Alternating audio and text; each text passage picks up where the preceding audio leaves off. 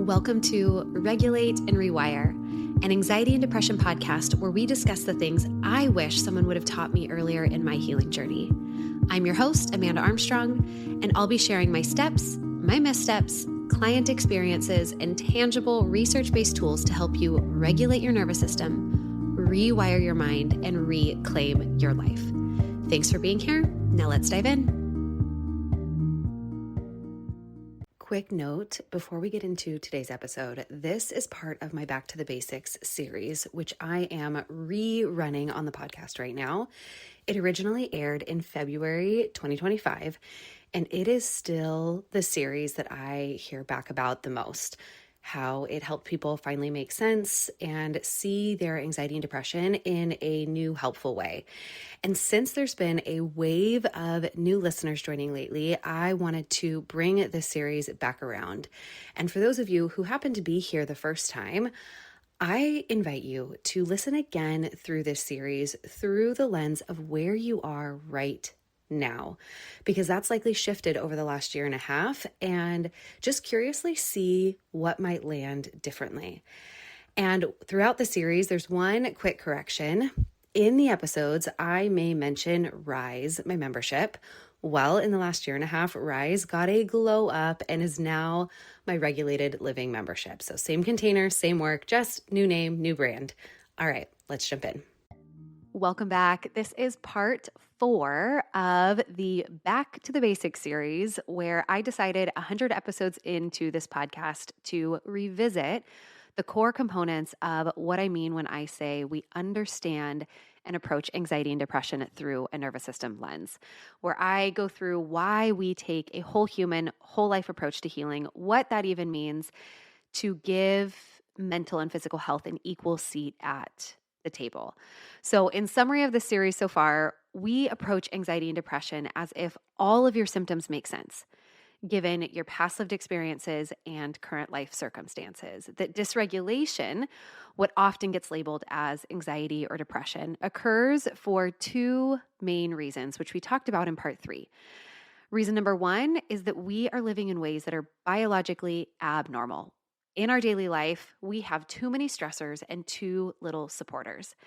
And reason number 2 is that we might be in our current life misinterpreting situations due to a hypersensitive nervous system that's conditioned by our past lived experience. So essentially, we have old patterning, old programming running the show in our everyday life. And the way that we approach this with clients is to help them assess their current way of living. Is this supporting regulation or promoting dysregulation? Do you have awareness of some of the unprocessed trauma or the wounded and burdened parts, your patterns that you're playing out that no longer feel applicable or no longer serving you? And this is really going to come to life in today's conversation, where we are going to talk all about the stress bucket, what it is, how you can use it, how we use it with clients. And really, it is a core tenet of the way that we approach working with clients, because it helps you create a clearer picture as to when we say your symptoms make sense based on your past lived experience. List that out. What are the past lived experiences that are currently contributing to the stress load on your nervous system, combined with your current life experiences, your current life circumstances? What are those? Different categories of those could be health conditions, relationships, environments, job stressors. And so the stress bucket is an analogy that we use in my practice to help you sort out your unique stress load, and then from that, create your unique and strategic path towards healing. One of the things I say a lot is that healing is like a 1,000-piece puzzle. It can feel really overwhelming at first. Where to start, maybe pieces are missing. And in our practice, we see part of our role as coaches, as practitioners, to be helping you find all of the pieces, and then to support you in arranging them in a way that works for your healing. So the stress bucket is something that we use to help our clients bring awareness to their unique puzzle pieces. And then from there, we offer them a framework to look at what they're carrying, what feels the heaviest, what feels the most meaningful and accessible to change right here, right now, today, what steps can you take to step into more regulated living based on your unique lived experience and current life circumstances? And our approach, the stress bucket being a big part of that, to healing is trauma informed and research based in understanding that stress management, lifestyle, and understanding our deeper patterns are all essential pieces to long term regulation and healing. And strategic healing. Strategic healing is a term I use a lot. We end up working with a lot of clients who feel like they have been on the hamster wheel of talking and talking and talking about the things that they're struggling with or have struggled with.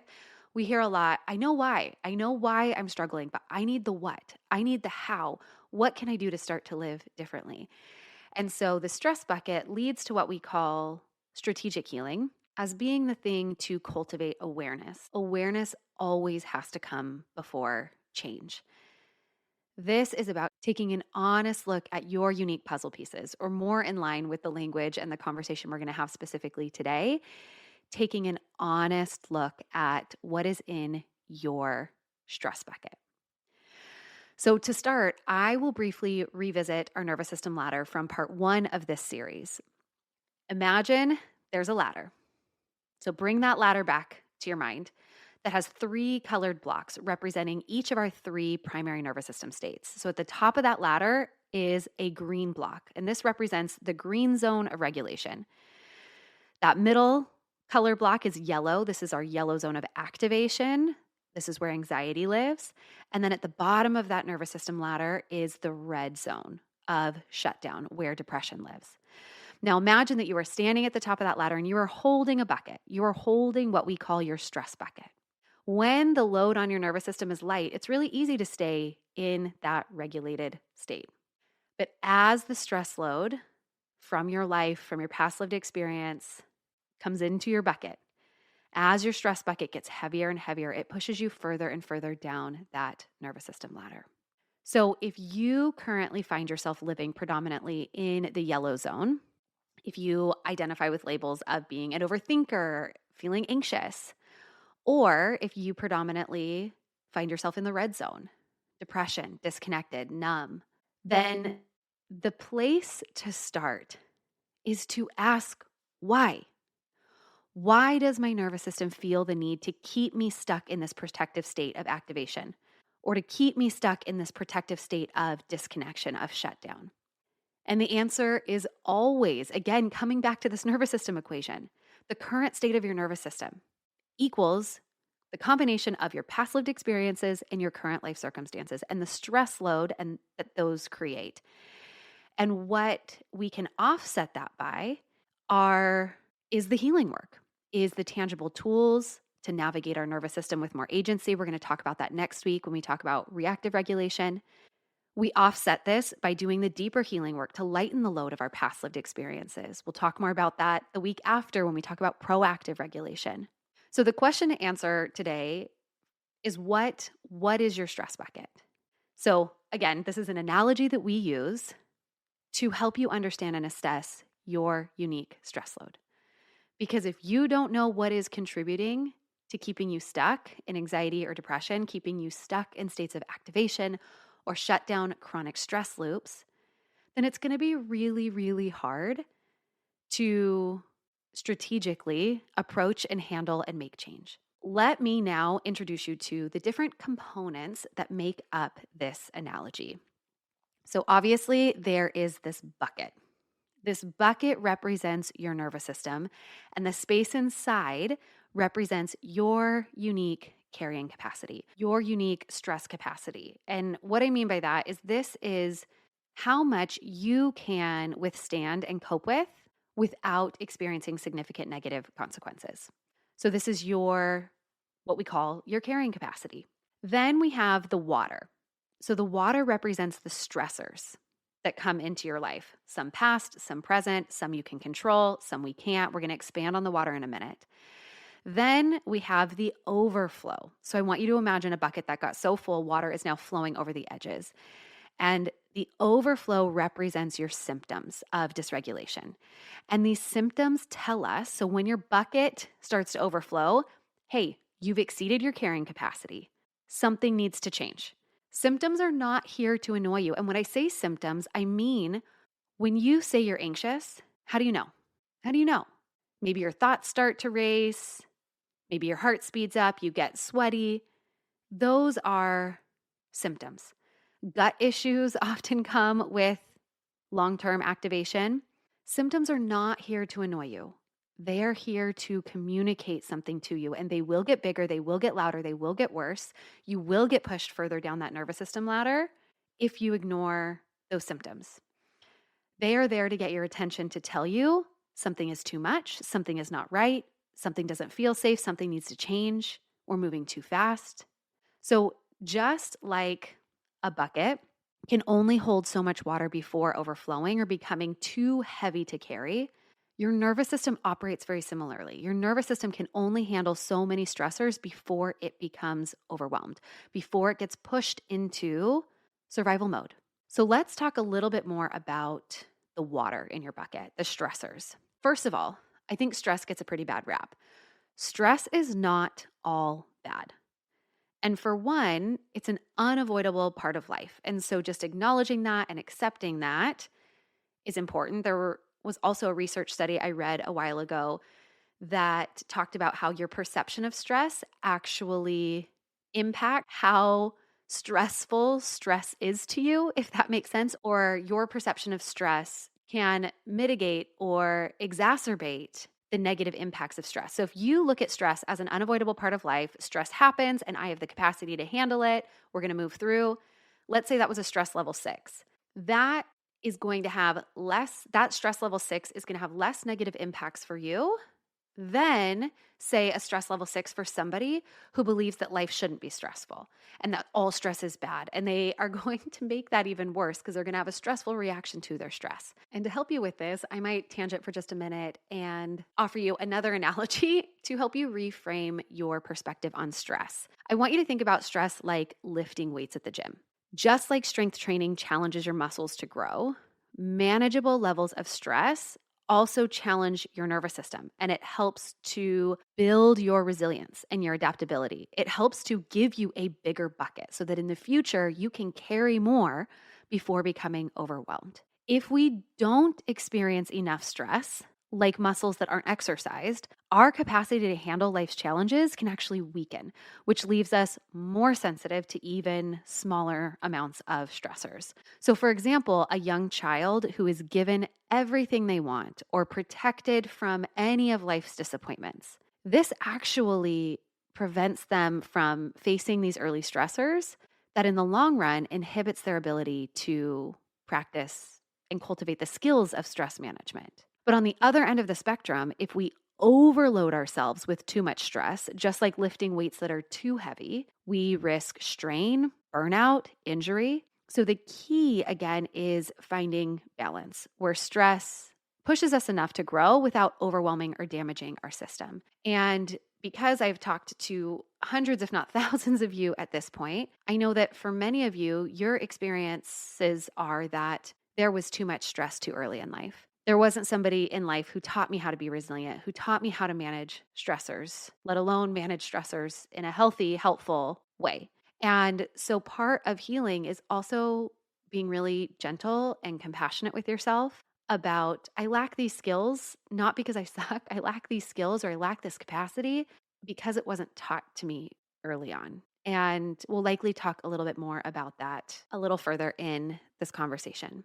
So to bring it back to the stress bucket, why we're talking about this is because stress management starts with assessing a potential mismatch between your carrying capacity and your current stress load. So coming back to the water, let's take a better look at this weight, this load, the water in your bucket. And in the way we approach this with clients, we separate this water, these stressors, into two specific categories, two primary groups of stressors. The first is what we call baseline stressors. So you can imagine that as the bottom layer of water in your bucket. These are the things that do not change from day to day. These are the things that you wake up with and you carry around with you until you do some deeper, more intentional, probably some longer term work to change something about them. So, some examples of this could be an illness, some financial realities that are chronic, kind of long term, past trauma that we're carrying around, marginalization. So, when we come back and think about the equation of past lived experiences, current life circumstances, a lot of your past lived experiences are going to be here in the baseline stressors. But even some current life circumstances of, maybe there's a chronic illness or just an injury that you're dealing with, things that you're waking up with day after day for a longer period of time. So your baseline stressors don't change from day to day, but they can change with more intentional, proactive work. The second category of stressors are what we call daily stressors. So this consists of your day-to-day interactions and the different experiences you face. So examples of this could be your to-do list, a flat tire, lifestyle habits, environmental factors, interactions with family or coworkers, emails, notifications, traffic, parental responsibilities, where you look at it and some days there's more, some days there's less. Maybe you're looking at it and you're like, every day in my life, it feels like there's too many daily stressors. But what we do with each of our clients and what we would do with you if you went through our one-on-one coaching program, or what I invite you to consider doing on your own or with another practitioner that you feel really supported by, is to assess your stress bucket, to bring specificity and clarity to the load you are carrying. What are your baseline stressors? And then what are your daily stressors? So again, baseline stressors, what's the heaviness you wake up with day after day? Chronic pain, financial strain, poor sleeping, chronically poor sleeping habits, underlying health conditions, past trauma. And then what are your daily stressors? Something I won't go into too much here because we're really talking about the stress bucket. But what we also help our clients to assess in this process is what we call their supporters. So imagine a seesaw, and on one side is your stress bucket and everything that's in it, and on the other side are these blocks, these supporters. What we are aiming for in our healing journey is a balance between our supporters and our stressors, because we can take on a considerable amount of more stressors in our life if we also have a lot of help and support. But what we find so often to be far too common is the stress load is heavy with very few supportive habits, resources, people, folk in their life. And we find that a really valuable part of this kind of holistic assessment is also helping people acknowledge what supporters they do have in their life, and also to look at the potential imbalance between supporters and stressors. And I love to reiterate that approaching healing or stress management doesn't always have to be about less stressors. It doesn't always have to be about less hard. We can also spend seasons of our healing focusing on adding more good, cultivating and seeking out more things and resourcing in our life that feels supportive. And this concept of supporters is something we'll also likely visit in the next couple episodes on reactive and proactive resourcing. But today is really about helping you understand and giving you this framework to assess your stress load. One other analogy that I love to revisit or to share when talking about the stress bucket, and I actually think I shared this in part 1, but it bears repeating with the context of today's conversation. I want you to imagine walking into a gym and you see a 300-pound weighted barbell on the floor. Would you, without training, walk up to it and try to pick it up? No, probably not. And you likely know that if you were to try too hard for too long, you would hurt or injure yourself. And here's the thing. With this stress bucket assessment, many of you are going to realize that you have been walking around with a 300-pound bucket, with a 300-pound life that nobody taught you how to carry. So of course it feels heavy. Of course it's wearing you down. Of course it's pushed you into states of dysregulation. And it's not because you suck or you're not good enough. It's not because you were born like this or you have to be like this forever. And our approach to helping you heal involves holding space for you to acknowledge that load. In coaching sessions, to have a place where you can temporarily put down your load, unpack it, look at it, and intentionally choose what you want to keep carrying or how you can reorient to the parts of your load that you might not be able to put down. So the bottom line here is if your load feels heavy, it likely is. And if you feel like you are always one tiny thing from being thrown off or overreacting or shutting down, your bucket is too full. If you are struggling with anxiety or depression, your bucket is too full. And our approach to stress management starts with assessing what's there and looking at this potential mismatch between your carrying capacity and your current stress load, what you're carrying and your current skill set to manage stressors. You either need to decrease your stress load or increase your skill set, your carrying capacity by learning new emotional regulation skills, building a more resilient lifestyle, delegating, increasing your supporters in any number of ways. And for all of our clients, there's usually an element of both, decreasing load and learning new tangible tools and skills that increase their resilience and carrying capacity, because that's what you take with you for the rest of your life so that you aren't becoming, your bucket isn't overflowing all the time. So the goal is to have a stress load that leaves enough empty space for life to happen, because life does happen. And if you are living with your bucket 1 inch from the top all the time, it's not going to take much for you to become symptomatic. And some of you, you don't even have that inch. Your bucket is just overflowing all of the time. So the goal is to build awareness and then be strategic about approaching, oftentimes simplifying and optimizing your life.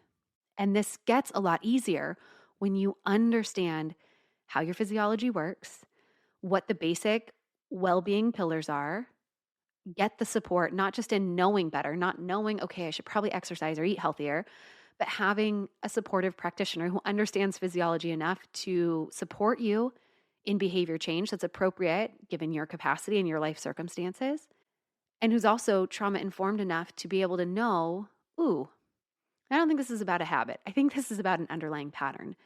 And we might want to spend some time unpacking that so that behavior change in your present life is easier. And I want to make one more point about why we find this stress bucket assessment to be such a foundational part of our process in helping people find really long-term healing. And it is because it provides choice points and clarity. Every single thing that you identify in your stress bucket assessment becomes a choice point. So what I mean by that is a lot of times we hear our clients, I don't know what, I don't know how, like where do I start? And once we've done the stress bucket assessment, we can look at their list of stressors, their baseline stressors or their daily stressors. And we look at that and we say, okay, what feels meaningful and what feels accessible? If your capacity is really low right now, we're probably not going to pick up some of the really, really heavy things that often live in your baseline stressors. Why don't we start with some of the smaller daily stressors? Can we make some tweaks to your daily life? And every small thing that we shift gives you just a little bit more space, a little bit more space, a little bit more space in that bucket. And when you feel like you have enough capacity, when you feel like you've added enough stability to your mind-body system, okay, now we might turn towards some of the heavier things. And so this is what I mean by the stress bucket gives you choice points. It also gives you choice points to come back to. If you feel like you make some traction in an area, okay, I think I'm doing good here. What now? Well, let's come back to our stress bucket. What now feels the most meaningful or accessible? Or maybe you make a choice and you're not getting traction, or it's not making the difference that you wanted it to in your healing journey. Okay, no big deal. Instead of being like, oh, I've tried everything, it's just like one other thing I've tried that hasn't worked. You're right. It's one other thing that doesn't seem to be what you need right now. No big deal. Let's come back. There are 50 other things in your stress bucket. What do we want to try? And there are innumerable ways for you to do an audit of your stressors, for you to assess. What I'm explaining to you is the way that we do this with clients. And when we are looking at baseline stressors, we actually have a pre-written list separated into categories like body health, connection and community, environments, mindset, life management, with pre-written out stressors. And they highlight the ones that apply to them. And then they have an area where they can write in things that are unique to them. Similarly, in daily stressors, similar categories. And everything one of our clients highlights becomes a choice point, becomes an access point to creating more capacity and stability and progress in their healing journey. Now, the other thing that I think doing the stress bucket assessment the way that we do with looking at baseline stressors versus daily stressors is that it provides some really specific clarity to how you might want to be more strategic about approaching your healing. So, for example, understanding these two categories and the proportion of your bucket that they take up can help guide you towards the most effective place to start when it comes to managing your stressors. So, for example, if you do this assessment and you realize that you have really high baseline stressors, but some low daily stressors, and I'll actually give an example of a client who this was real for in a minute. So if you have really high baseline stressors, but low daily stressors, this could be due to having a greater amount of unresolved trauma or maybe a chronic health condition, or even, quote, like manageable amounts of daily stressors feel overwhelming for you. So if you're looking at your daily life and you're like, look, it isn't this stressful, like this shouldn't be too much for somebody to handle. It's possible that it feels extra hard because there is a lot of baseline stress on your system. And so, what this can tell you is that what might move the needle most in your healing is actually to prioritize some of those deeper issues. But what if instead you do this assessment and your baseline stressors are like the bottom few inches of your bucket? Because we all do. We all have some stress load that comes from our past lived experiences because we live in a messy human world with other messy humans. But let's say you do this assessment and you have low baseline stressors, but really high daily stressors. You are juggling a million different things. Maybe you have a million different kids, a million different roles or responsibilities or stressors. It actually doesn't matter where your baseline level of stressors are. Your bucket is going to overflow simply because there are too many daily stressors in your life coming in too consistently.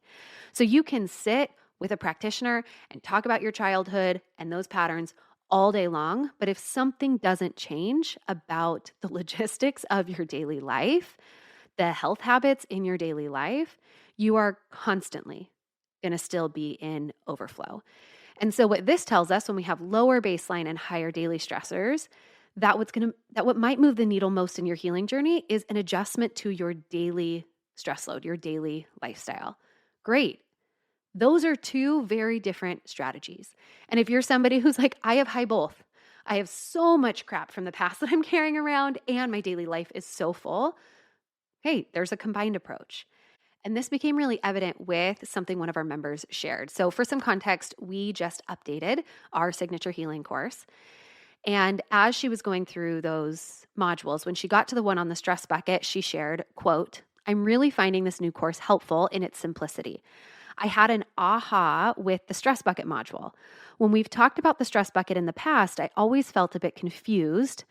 As for the most part, I don't have very much daily external stressors going on, but I still feel like my bucket overflows really easily. In this module, the way that it was taught, it clarified for me that it's most likely unresolved trauma and the physiological load on my body from menopause. Okay, so in addressing her stress bucket in this way, she was able to see that her daily stressors were not very much. She felt like she can handle her daily life, but because of her baseline stress load being so high, menopause taking such a chronic physiological toll, and the unresolved trauma, that gave her way more clarity in the steps that she needed to take to move forward. And I love when things click for our clients in a personalized way, because for this client, she realized the most impactful piece to her healing journey to address right now would likely be to work on that unresolved trauma and getting support in managing her menopause, which is a hugely different approach than another one of our clients who realized that they desperately needed to make changes to their packed schedule and cluttered home environment. Like I've said, for most of us, there is going to be work to do in both the baseline and daily stressors. But what I love, again, about this assessment is its simplicity. And do not mistake simplicity for ease. This can be a really challenging thing to look at. And this is why, while you can absolutely do this on your own, we have found that our clients have the best outcomes when they do this in a supported coaching session. And they also, what coaches, what therapists, what practitioners are trained to do is to help pull more from you than might be obvious to you initially. So, asking thoughtful questions, reading between the lines to be able to help you create a more comprehensive or accurate assessment of what you're carrying around. And how I will kind of summarize this stress bucket assessment conversation is to review the things that we help clients assess in case you want to do this on your own or with another practitioner. What we are doing is we are first helping our clients assess just basic wellness and habits. So their body health, those basic physiological, non-negotiable things that human bodies need to be well. We're also helping them assess for their sense of safety in their body, in their environment, in their relationships. We're looking at community and connection. We're having conversations about the weights from the past that they're carrying around. This could be unresolved trauma, an unhealed injury, different experiences. We're looking at environments, work environments, home environments, community environments, and what exists for that individual there. Their mindset. So, what are the thoughts that you think about yourself or others? What are the patterns and beliefs? What are the parts that exist for you there? Emotional load, are there particular emotions that feel really triggering or overwhelming for you? Daily life management. What's there? What's in this? Because like I mentioned last week, I was labeled disordered before any practitioner helped me unpack what life looked like for me.